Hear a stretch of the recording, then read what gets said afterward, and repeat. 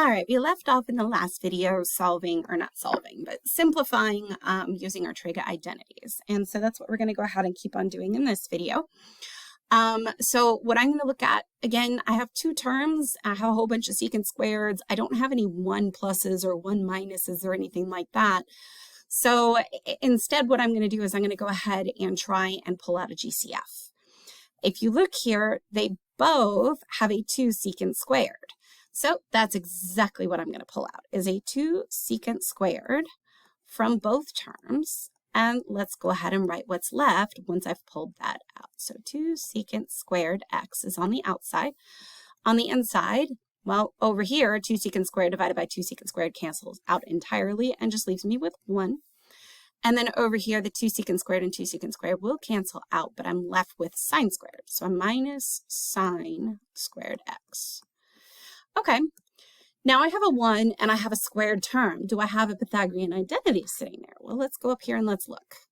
So if I have a 1 minus sine squared, sure enough, that is my identity number 2 right there.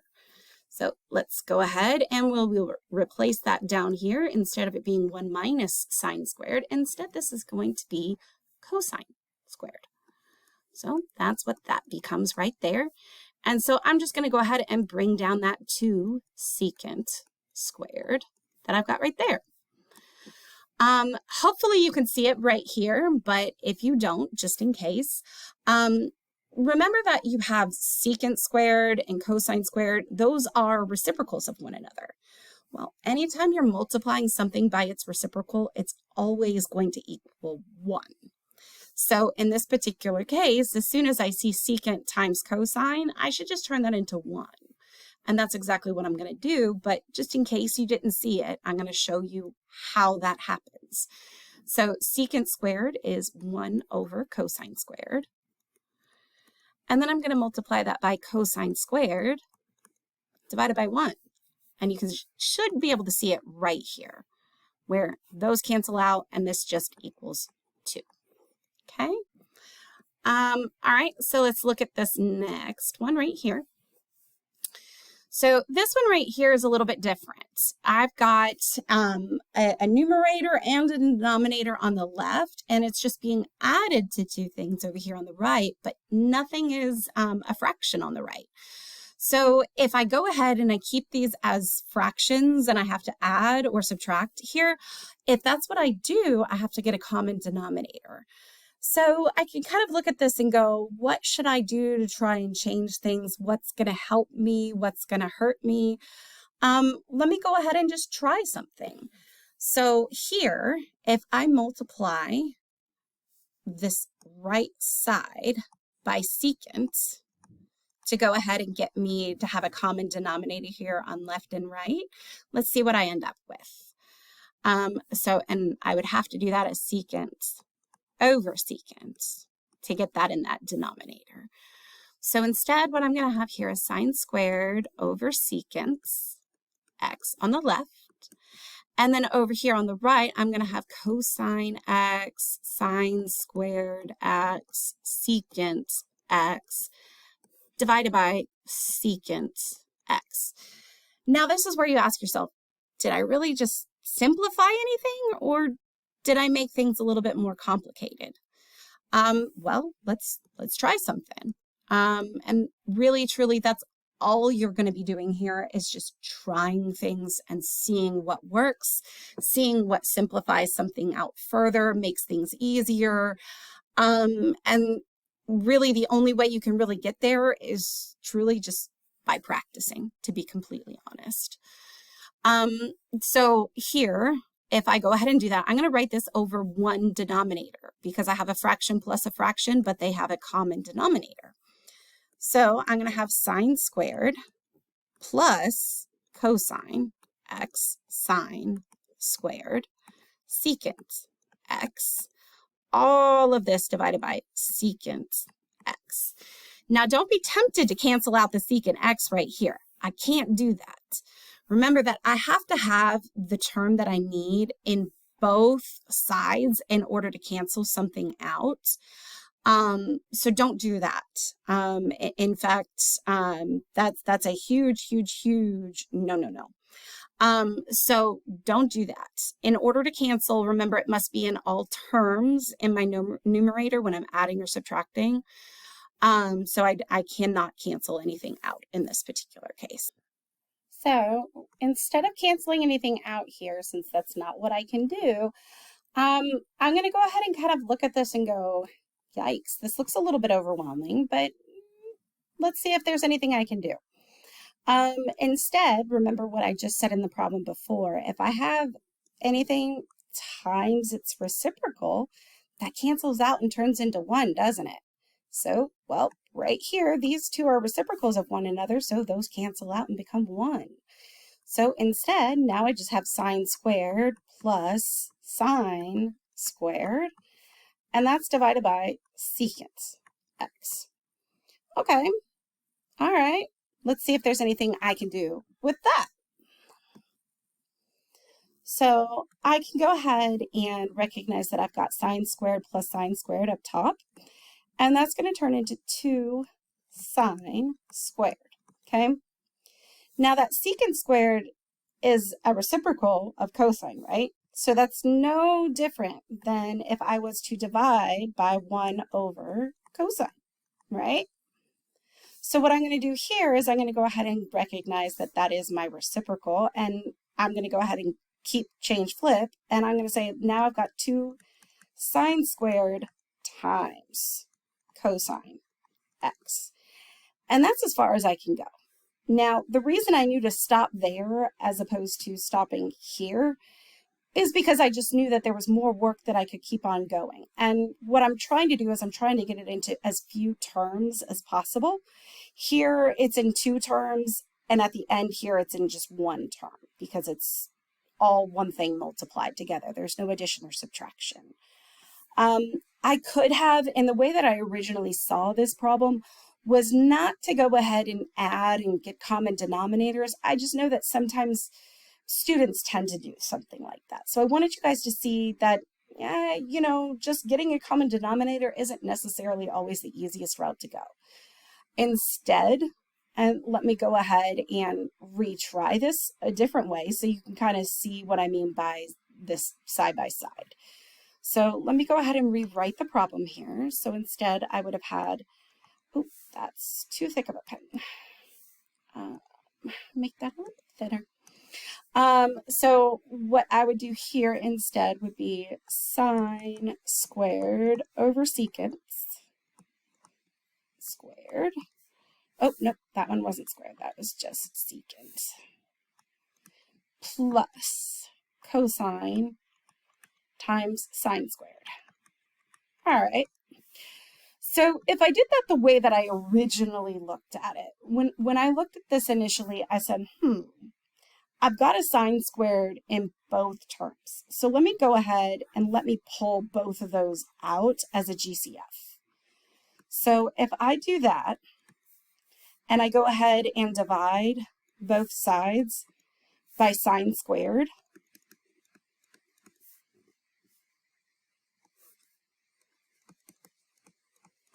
then what do I have left on the inside? So here it's going to cancel out, and here I'm going to be left with secant, but that secant's in the denominator. So really what I have right here is just 1 over secant, which hopefully we recognize that that's cosine, isn't it?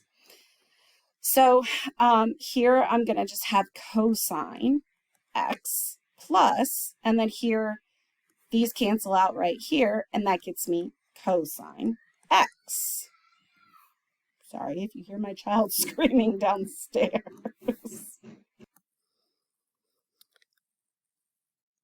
All right, so now what we're going to go ahead and do here is we're going to go ahead and simplify that just slightly further.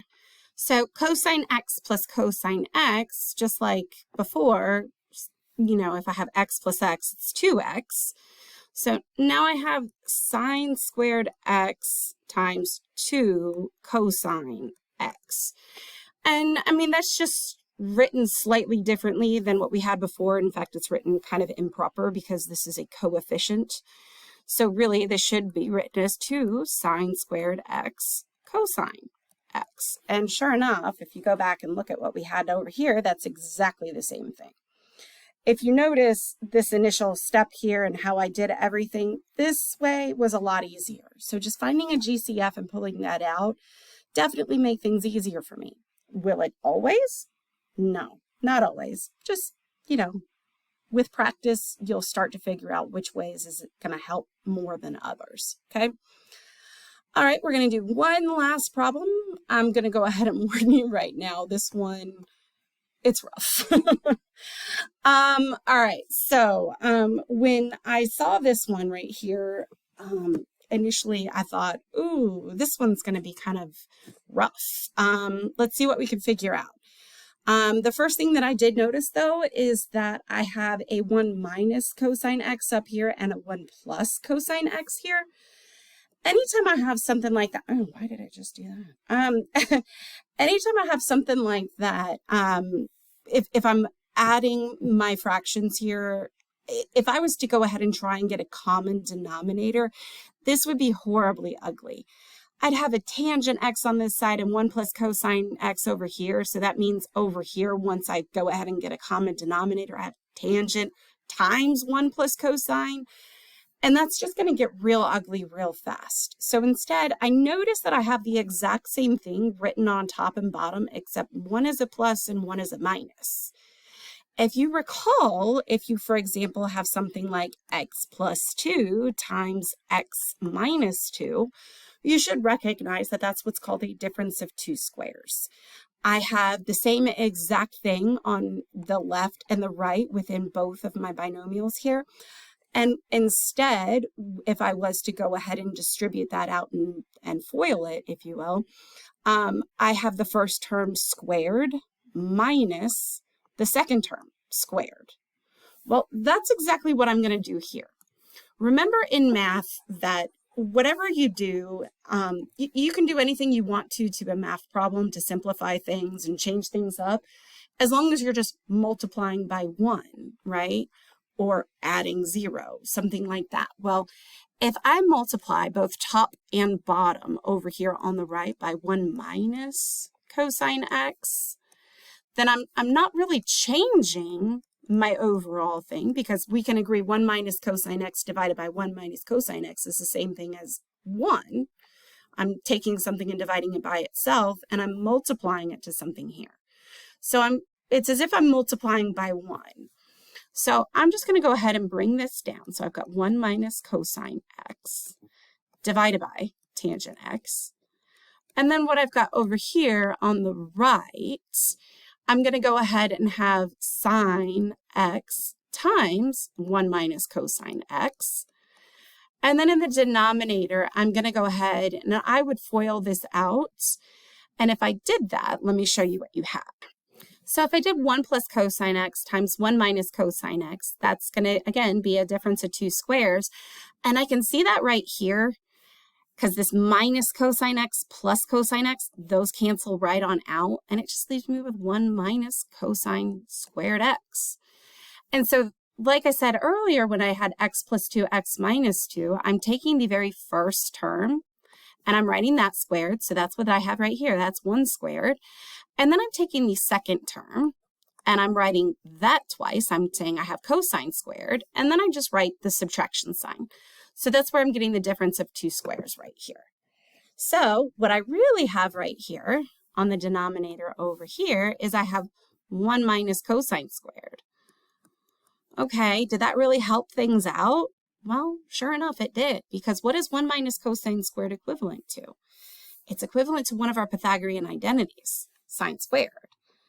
So I'm going to rewrite this as 1 minus cosine x over tangent x plus, and I'm going to just go ahead and write this as sine x 1 minus cosine x divided by, and this turns into sine squared x.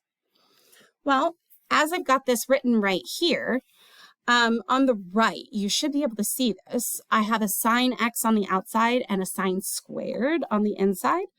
Well, I could go ahead and get rid of one of those signs and cancel that out. So now I'm left now with 1 minus cosine x over tangent x plus 1 minus cosine x divided by sine x. Okay, we're getting somewhere, we're getting somewhere. So if you notice here, both my numerators are exactly the same, aren't they? Well, let's go ahead and just see what we can do here.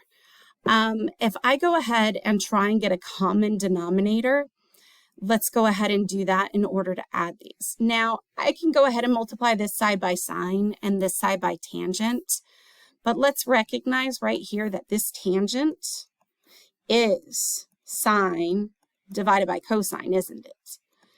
Well, if that's sine divided by cosine, and I already have a sine here in the denominator over here, really the only thing that's missing is this needs to be divided by cosine, doesn't it? So instead, what I'm going to do is I'm going to go ahead and set this up so that I have both of these, top and bottom, divided by cosine. And I'm going to do this over here on the bottom over here as well. So I have 1 over cosine divided by 1 over cosine. That's what I'm going to do over here. So let's go ahead and bring this down. So I'm going to have 1 minus cosine x in the numerator. And over here, I'm just going to go ahead and write this as sine over cosine.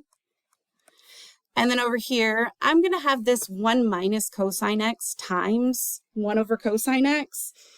That gets a little bit ugly, so let's kind of do that a little bit separately. So if I have 1 minus cosine x times 1 over cosine x, that means that this cosine is going to both of these because really it's going to the entire numerator. So that 1 times 1 over cosine, well, let's just, see what I've got there. So I've got 1 over cosine. And then I've got minus cosine times 1 over cosine. Well, what's cosine times 1 over cosine? That's going to get me minus 1. So then over here, I've got sine over cosine as my denominator. Okay, so we're getting somewhere, Not really, I mean, it looks pretty ugly if I'm honest. But I have a fraction plus another fraction with a common denominator now. So I can go ahead and put this all together. And so what I'm going to have here now is I have 1 minus cosine x plus, let me go ahead and change that. And I'm going to move that and make it into secant x, because that's its reciprocal identity, right? Minus 1. Okay, now this is looking a little bit better. All right, and now this is divided by sine over cosine. Okay, well, I should see in the numerator right here, I have 1 minus 1. Well, those go away. And then here in the denominator, I've got sine over cosine. So, I changed this back to secant, but I'm going to put it back into 1 over cosine and see what I can do here. So I'm going to have negative cosine x plus 1 over cosine x.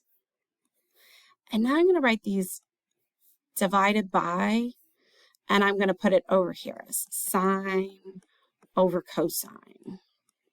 Okay. Now I'm just trying to get this so I no longer have a giant, really ugly fraction kind of looking thing here. And so instead, what I'm going to do is I'm going to do keep, change, flip. But before I do that, I'm going to go ahead and get myself to have a common denominator over here. I'm doing that again. So this has a denominator of 1. This has a denominator of cosine. So that means I'm just going to multiply this side, top and bottom, by cosine, because that's what's missing.